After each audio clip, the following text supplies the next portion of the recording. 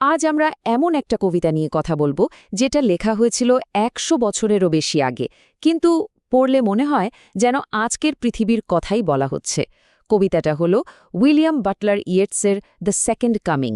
চলুন এর গভীরে ঢোকা যাক আর বোঝার চেষ্টা করা যাক কেন এর লাইনগুলো আজও আমাদের এত ভাবায়। কবিতার সবচেয়ে বিখ্যাত লাইনগুলোর একটা হলো things fall apart, the centre cannot hold.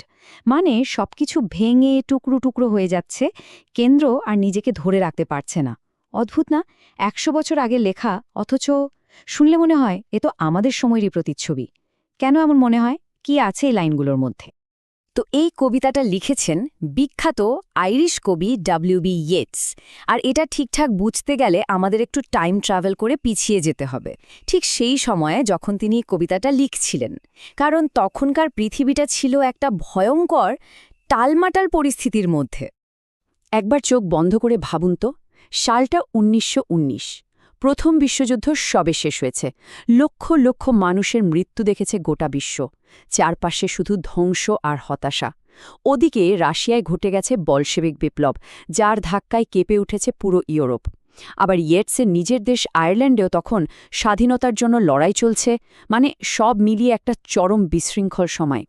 আর ঠিক এই পরিস্থিতির মধ্যে থেকেই ইয়েটস তার চারপাশের পৃথিবীকে দেখছেন।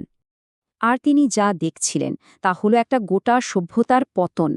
তার মনে হচ্ছিল পুরনো যা কিছু ছিল, আইন, বিশ্বাস, শৃঙ্খলা, সব যেন এক ঝটকায় অর্থহীন হয়ে গেছে। তিনি আক্ষরিক অর্থে অনুভব করছিলেন যে একটা যুগের অবসান ঘটছে তার চোখের সামনে।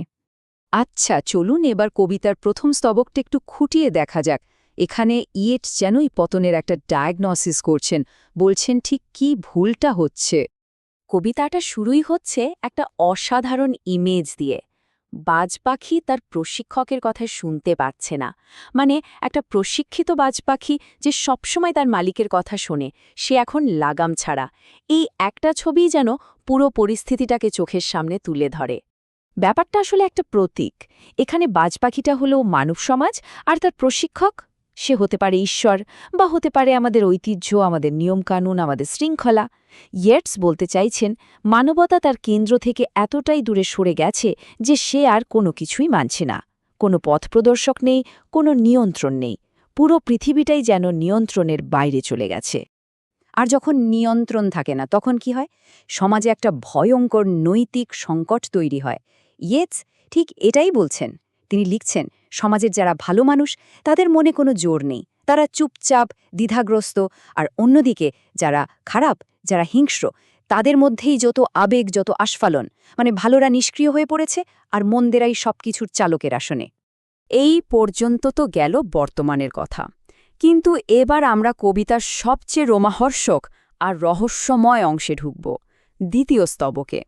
এখানে ইয়েটস আর শুধু বর্তমানের বর্ণনা দিচ্ছেন না, তিনি যেন ভবিষ্যতের একটা ভয়ঙ্কর ছবি দেখতে পাচ্ছেন। তো প্রশ্নটা হলো, এই যে এত ভাঙন, এত বিশৃঙ্খলা, এর শেষ কোথায়? এর পর কি আসবে? কবিতার নাম তো দ্য সেকেন্ড কামিং। খ্রিস্ট ধর্মে সেকেন্ড কামিং মানে হল যিশুর পৃথিবীতে ফিরে আসা, শান্তি প্রতিষ্ঠা করা। কিন্তু ইয়েটস যা দেখছেন তার শান্তির ঠিক উল্টো, এক ভয়ঙ্কর কিছুর আগমন। হঠাৎ করে কবির চোখের সামনে একটা বিশাল ভয়ঙ্কর ছবি ভেসে ওঠে। কি সেটা? একটা অদ্ভুত আকৃতি, যার শরীরটা সিংহের কিন্তু মাথাটা মানুষের, অনেকটা মিশরের স্ফিংসের মতো। কিন্তু এটা যেন তার একটা অশুভ, ভয়ঙ্কর সংস্করণ। আর তার চোখ দুটো, ইয়েটস লিখছেন, সেই দৃষ্টি সূর্যের মতোই শূন্য, অনুভূতিহীন আর নির্মম। মানে সেই চোখে কোনো মায়া দয়া নেই, কোনো আবেগ নেই। এ হল এক আদিম পাশবিক শক্তির প্রতিচ্ছবি। আর ঠিক তখনই কবিতাটা তার সবচেয়ে ভয়ঙ্কর, সবচেয়ে জরুরি প্রশ্নটা করে। কোন সেই রুক্ষ জন্তু যার সময় অবশেষে এসে গেছে, আর সে জন্ম নেওয়ার জন্য ধীর পায়ে বেথলেহেমের দিকে এগিয়ে যাচ্ছে? ভাবুন একবার, বেথলেহেম, যেখানে যিশুর জন্ম হয়েছিল, শান্তির দূতের জন্ম, সেখানেই জন্ম নিতে আসছে এই ভয়ঙ্কর অশুভ শক্তি। এখন মনে হতে পারে, এই যে ভয়ঙ্কর একটা ছবি, এটা কি শুধুই কবির কল্পনা? আসলে তা নয়, এর পেছনে ইয়েটসের একটা নিজস্ব দর্শন আছে। ইতিহাস নিয়ে তার একটা গভীর তত্ত্ব কাজ করছে। চলুন সেই তত্ত্বটা কি সেটা একটু বোঝার চেষ্টা করি। ইয়েটসের মতে ইতিহাস কখনো সরল রেখায় চলে না, এটা ঘোরে, চক্রাকারে। তিনি এই চক্রকে বলতেন জায়ার। ব্যাপারটা অনেকটা দুটো লাটিমের মতো, যেগুলো একে অপরের মধ্যে ঢুকে ঘুরছে। যখন একটা লাটিমের ঘোরার শক্তি কমে আসে, তখন ঠিক তার উল্টো দিক থেকে আরেকটা লাটিম ঘুরতে শুরু করে। মানে একটা সভ্যতা যখন শেষ হয়, তখন ঠিক তার বিপরীতধর্মী একটা নতুন সভ্যতা শুরু হয়। আর ইয়েটসের এই তত্ত্ব অনুযায়ী ইতিহাসের প্রত্যেকটা চক্র বা জায়টি ঠিকে থাকে প্রায় ২,০০০ বছর। তাহলে আসল ব্যাপারটা কি দাঁড়ালো? ইয়েটসের হিসেবে প্রায় ২,০০০ বছর আগে যিশুর জন্মের সাথে যে খ্রিস্টীয় সভ্যতার চক্রটা শুরু হয়েছিল, সেটার মেয়াদ অবশেষ, মানে ২,০০০ বছর পূর্ণ হয়ে গেছে। আর তাই এবার একটা নতুন, সম্পূর্ণ বিপরীতধর্মী আর হিংস্র যুগের শুরু হতে চলেছে। আর কবিতার ওই ভয়ঙ্কর জন্তুটা, ওটাই হলো সেই নতুন যুগের প্রতীক।